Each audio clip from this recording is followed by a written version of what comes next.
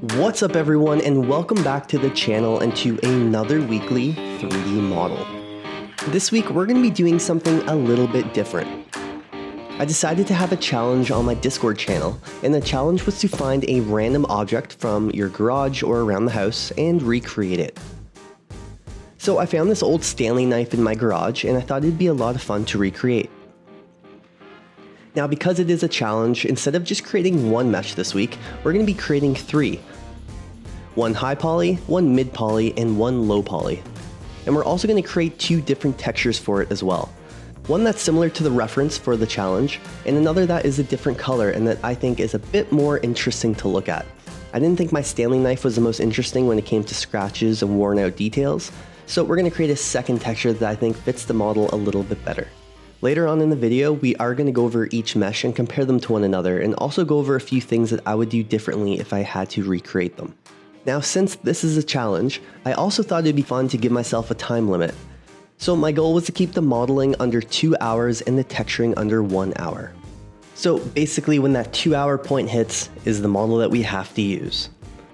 Of course, this whole video will be available in real time along with all the working files, so if you're interested in seeing any of that, it will all be available on my Patreon page, which you can find in the link in the description below.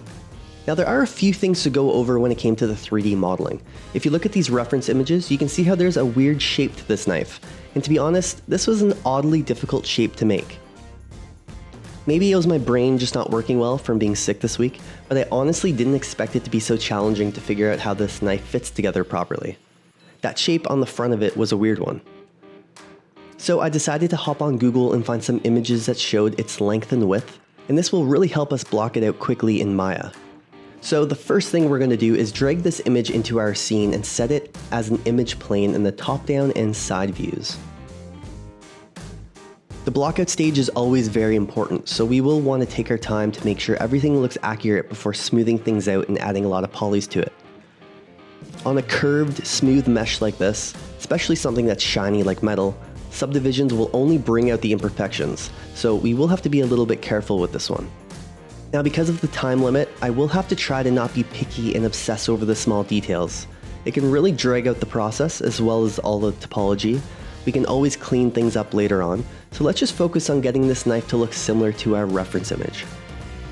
What I like to do when I have to work really quickly and I'm dealing with a little bit more complex shapes like this is just add edge loops and get that main shape kind of structure in place. Then after I can work on edge flow and all the topology, and we can make it look a lot better if we have the time. Since we're on a 2-hour time limit basically, we need to move a little bit quickly and can't obsess over certain areas of the model. Now, to be honest, I don't think a high poly mesh is completely necessary here. We could always recreate those small lines at the front of the knife in the materials later on in Substance Painter. But it's always good to challenge yourself, and because we're doing a challenge this week, we're going to try to create those details into our geometry in the high poly mesh.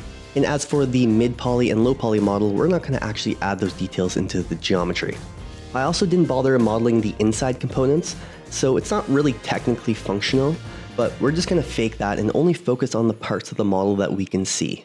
So as you can see, all I'm going to do is start off with a simple plane, and I can start extruding one of the edges to start tracing that reference image.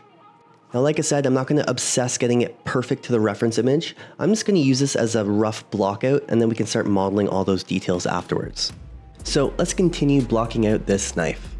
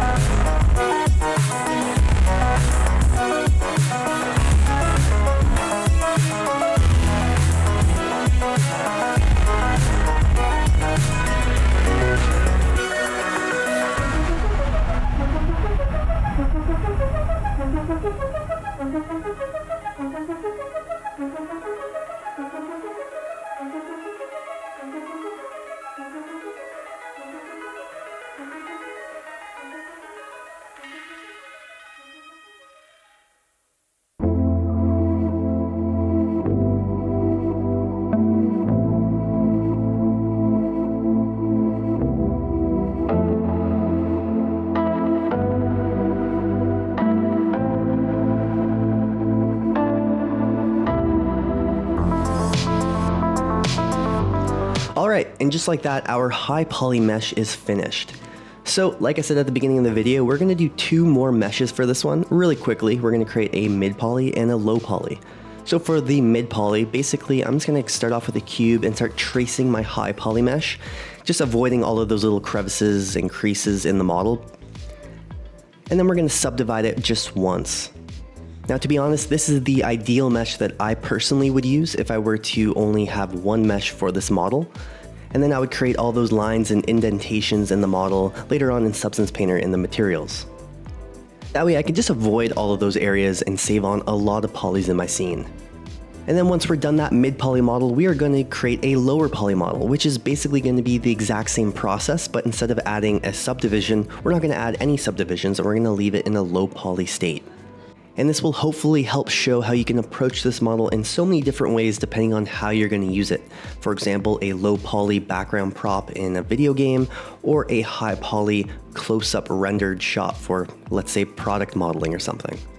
Or you can combine the two for a video game asset, create a high poly mesh for your texture maps and a low poly in-game mesh for your video game. So there's many ways you can go about modeling, and it's really up to you as an artist to decide how you want to model your object depending on how it's going to be used. Alright, so let's just continue tracing this model to create our mid poly mesh, and once this one's done, we can go ahead and create the low poly mesh. And once again, don't forget, if you're interested in getting access to all three of these models, they will be available on my Patreon page, which you can find in the link in the description below.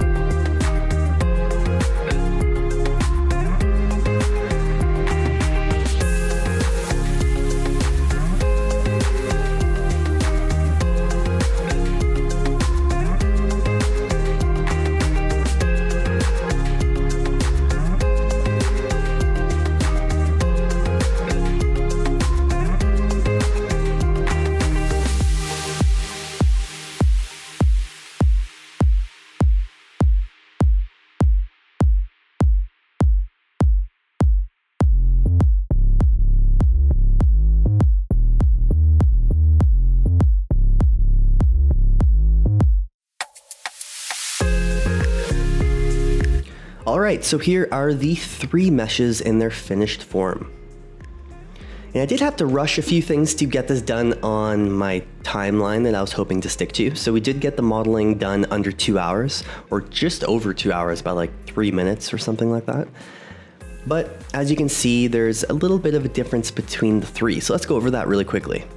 So on the high poly mesh, of course, it is subdivided twice to get that smooth curvature, as well as that tiny little detail on the front and the bottom here. It was strange trying to figure out how this knife actually fit together. Even with the reference in my hand, it just was a weird model for some reason. I don't know, I blame it on my sickness, but to be honest with you, it was just a tough model. It was weird. And on the mid poly mesh, we basically avoided those cutouts, those lines on the front, but I still added a boolean on the back here, as well as the one on the side. But I did not add a boolean under the screw.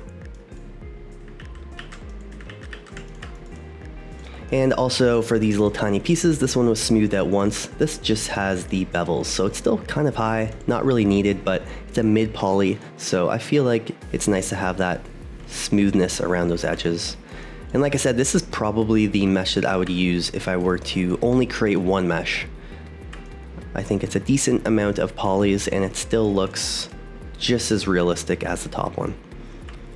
And then the bottom one, of course, is our low poly mesh. So this has no subdivisions added to it. This has no bevels around this spiky little slide button.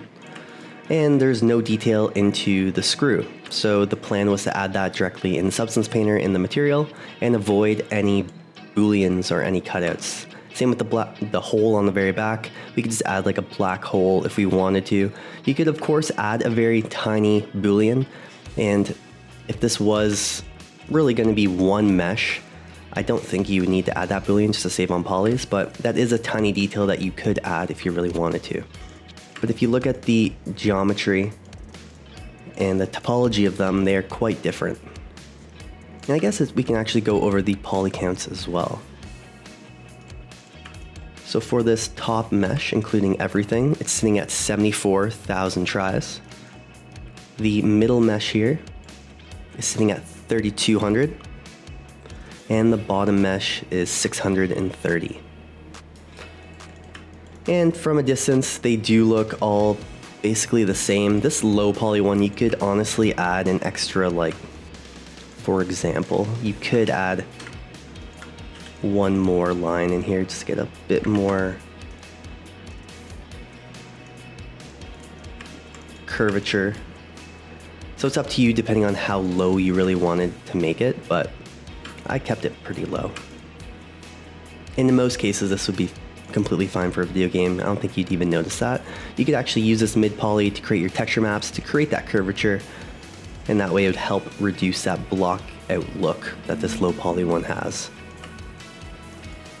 Now, I did only UV one. I decided to only texture one. I didn't have a lot of time this week, not feeling the best, and I just wanted to save time on this video. So we're not going to UV these. They will be available on my Patron page if you're interested in accessing these and texturing them yourself. I would love to see how you texture them, but we're just going to focus on this top one for now. So if we only look at the high poly mesh,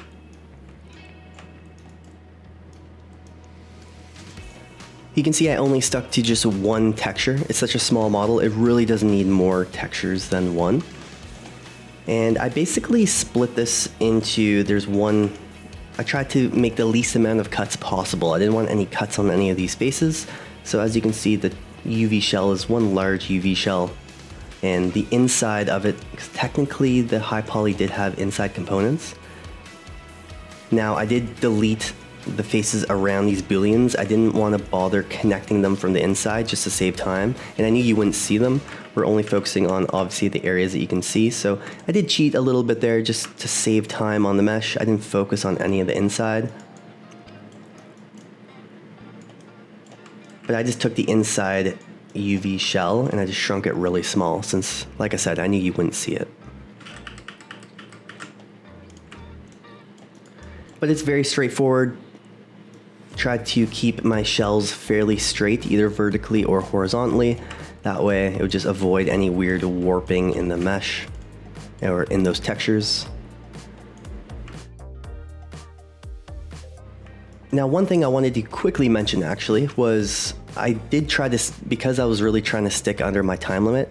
I feel like I rushed the process from low poly to adding subdivisions, and I always emphasize in all my videos how it's very important to make sure that your blocked out model looks good before adding subdivisions and adding polys, because it can really quickly bring out those imperfections in your model. And there's a few areas that it does do that because I feel like I rushed it. So if you look at it at specific angles, like here, for example, you can see a little bit of like an artifact or the reflection from the shading of the model, especially around this corner here. It looks like it kind of bubbles out a little bit, even though it doesn't.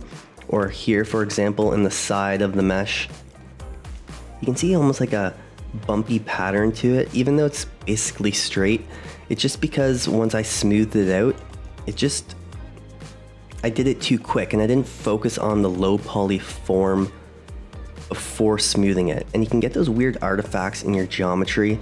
Luckily, it's really not much, but it does bother me. And this is one area that I would go back and I would redo. If I would just take my time a little bit more instead of rushing to the high poly one. I would make sure that the low poly form is looking really good, and then I can smooth it all out. Now luckily you're not going to notice this once we start texturing it, but it is that small detail that could go a long way, especially if you're doing some extremely close-up renders or it's for a product model. I would just take my time a little bit more just to avoid any weird artifacts in those reflections. Another thing that I would do differently is just the amount of curve that I have around the bottom and the top. If you look at my reference photo, it seems like it's a bit more curved, the bevel's a bit larger.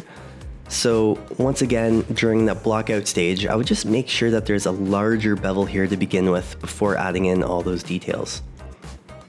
It's still very close to my real life object, but that is the one area that I would probably change if I could go back, as I would just add a larger bevel, especially to the top and bottom on this area of the knife.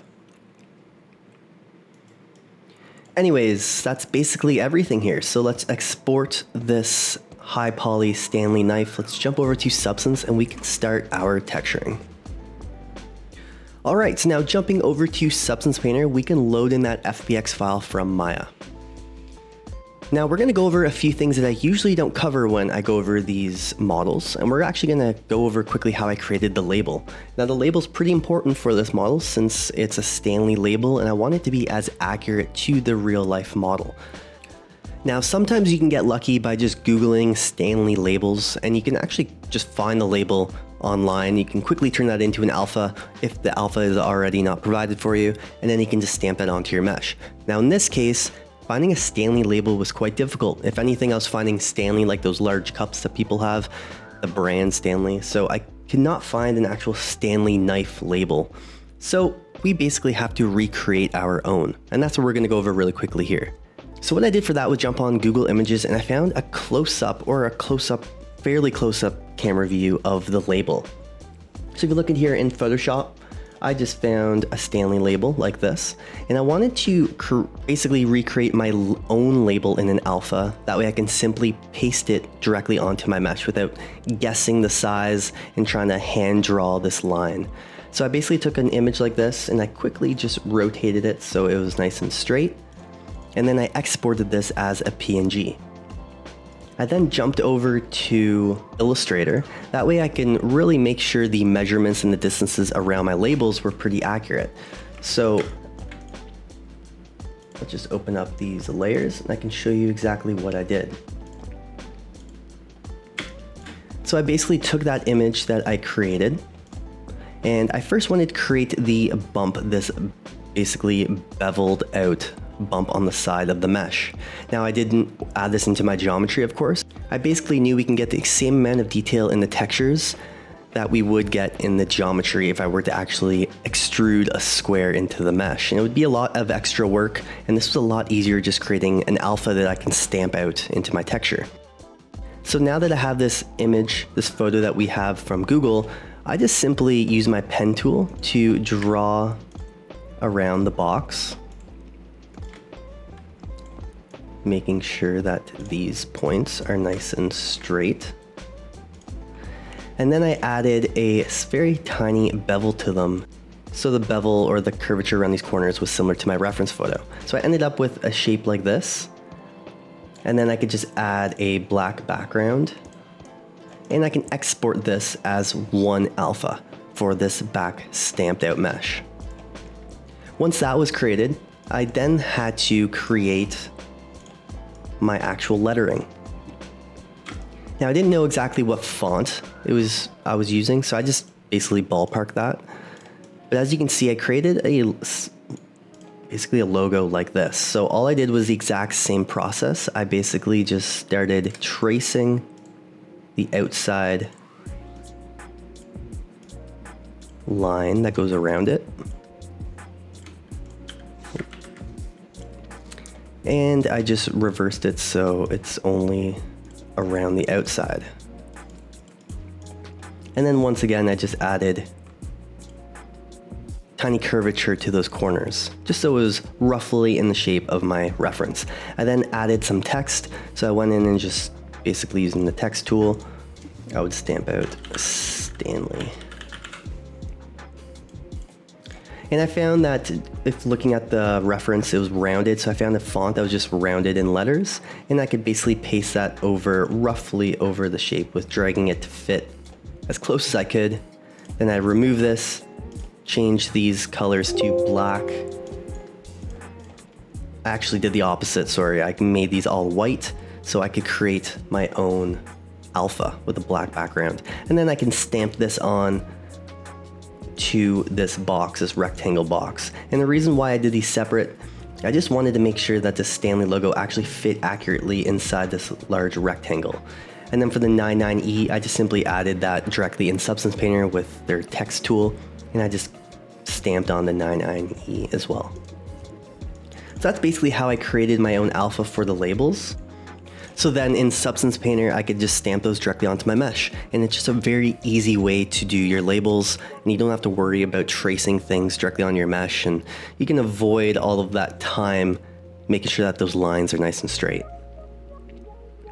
Now when it came to the textures, like I said, I created 2 textures. So the first goal, since the challenge is to recreate this real life object, I just decided to texture it off of my reference image. So it was using a metal sort of look, grayish metal for the main look or main color of the Stanley knife. And then everything else was fairly straightforward. Now, as you can see, I started with a simple smart material that comes with Substance as that metal. And then I found it was a little bit more of a metallic look. It was kind of like sparkly, more or less, in the lighting. So it wasn't just a flat metal, it was like a metallic. So I jumped on Substance Materials on their website, and I knew that there was actually a metallic metal that I could take, and it was almost identical to my real life model.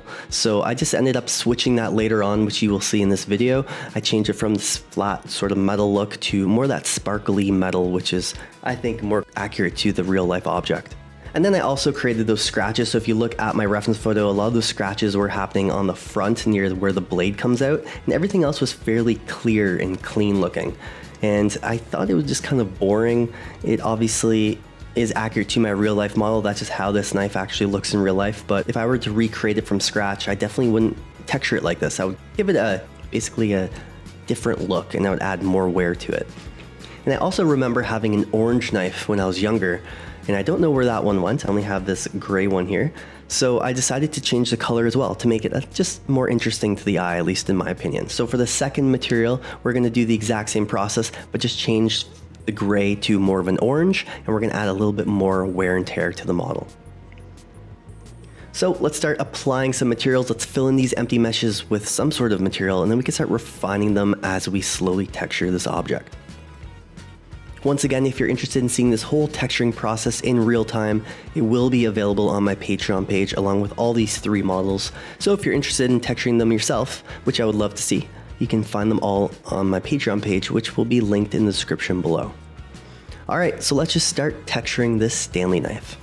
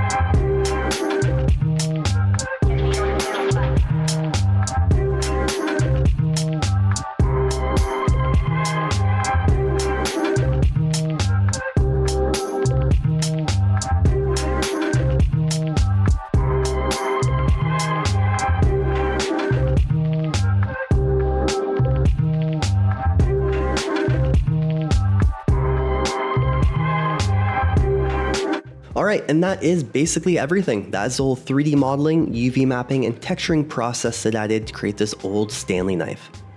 I really hope you guys enjoyed this week's video and found it somewhat helpful, and if you did, please consider subscribing to the channel or liking this video. And as always, I want to give a massive thank you to all of my Patrons. I really can't thank you all enough for your continuous support, so thank you for supporting this channel. Also, once again, if you're interested in seeing this full video in real time or getting access to these 3D models or any of these working files like the Substance Painter file, all of it will be available on my Patreon page, which you can find the link in the description below. Alright, thank you so much for tuning into this week's video. I hope you guys enjoyed it, and I will catch you in the next one.